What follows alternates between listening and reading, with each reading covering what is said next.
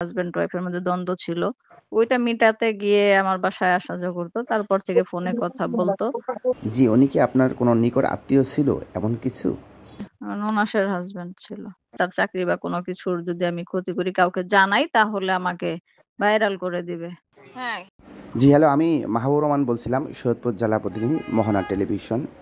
আমি একটু জানতে চাচ্ছিলাম যে আপনার সাথে সৈয়দপুরের জেলা প্রশাসনের সাথে কী হয়েছিল, যদি মোহনা টেলিভিশনে একটু বলতেন।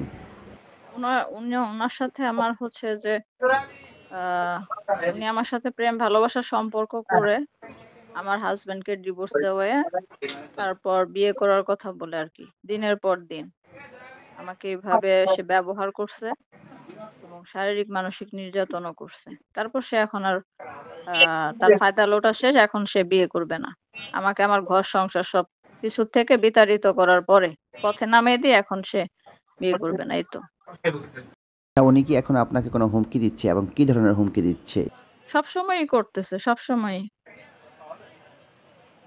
আমাকে মেরে ফেলার হুমকি দিতেছে নানান জনকে দিয়ে।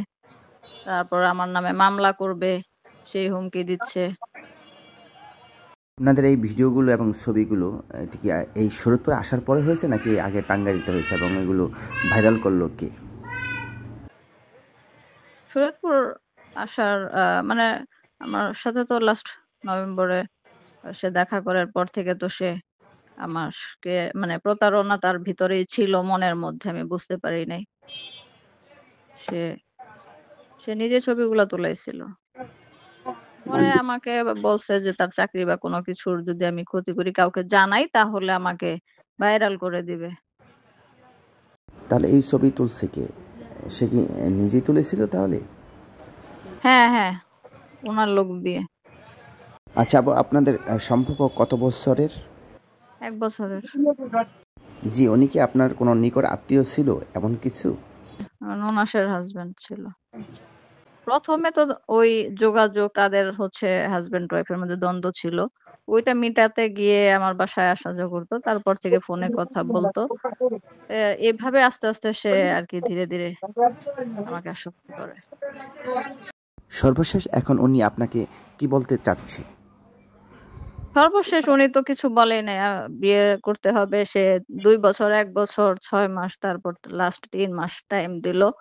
তারপরে সে এখন তারপর বলে, "তুমি যা করতে পারো করো।" এসব বলে।